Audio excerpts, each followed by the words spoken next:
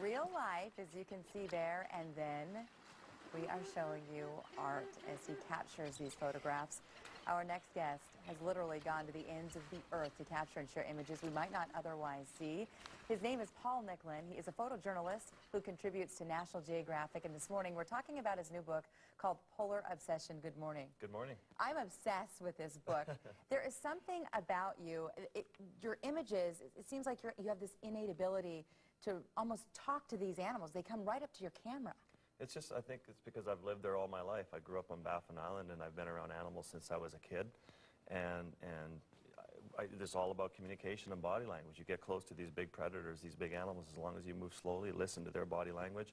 Eventually, you can find yourself 2 feet from a herd of walrus, or elephant seals will come up to you, or a leopard seal might come and feed you a penguin. It's that whole body communication thing. But just bring me to Phoenix, and I'm terrified. I mean, driving Those cacti are quite scary. driving on these roads. I mean, it's just, there's so many unknowns, and I feel panicked and lost. But you know, you just take me down there, and I'm home. So it just depends on where you're from. You touched on something. You mentioned that giant leopard seal, and I was reading that one of those actually brought some food to you and nurtured you for 4 days. Yeah, it's amazing. You know, it's this predator that's on, you know, it's in the March of the Penguins. It's this monster in all these movies, and Happy Feet, and it kills penguins, and they've made it out to be this monster. And tragically, a woman was killed by a leopard seal.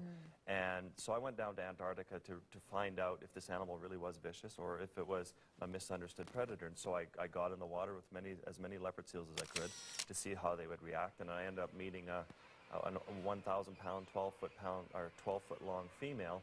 And she and I ended up building a relationship. She would follow me around everywhere. I couldn't even get rid of her. And she would start to bring me penguins and feed me penguins and put penguins on top of my head and would follow me back to the sailboat at night. And so we had a real relationship in Antarctic waters. It was very special. 10 feet below, right? 10 feet below ice is, from what I understand, where you feel most comfortable.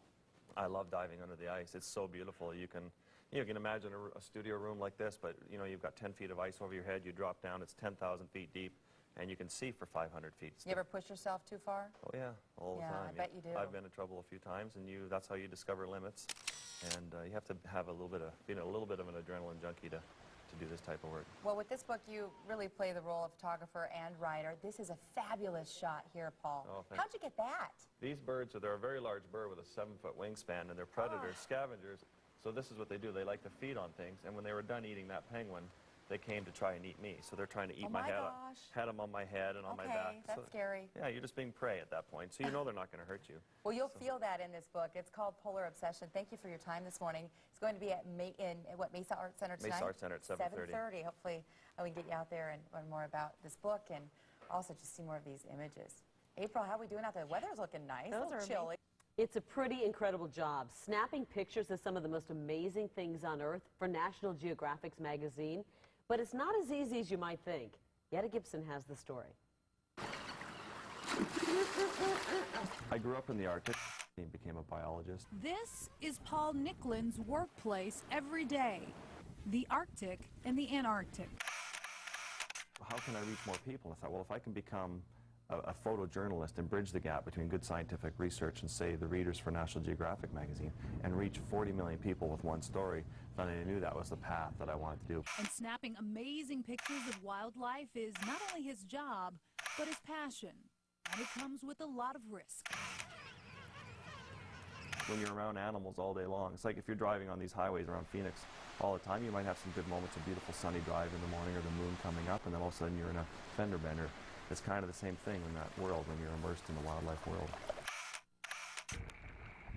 I don't have that sensation that I'm invincible, I'm never going to die, but I've had close calls. I had an elephant seal just now in Antarctica attack me. It's 8,000 pounds. It's bigger than this whole boardroom table, bigger than a pickup truck, 20 feet long, and it was on top of me trying to crush me. And I just watched them kill a bunch of other seals, you know, 1,000-pound seals. And so I thought for sure that was I just said to myself, this is how I'm going to die. So you survive that, and you think, okay, what can I go shoot next? Yetta Gibson, Fox 10 News. You're watching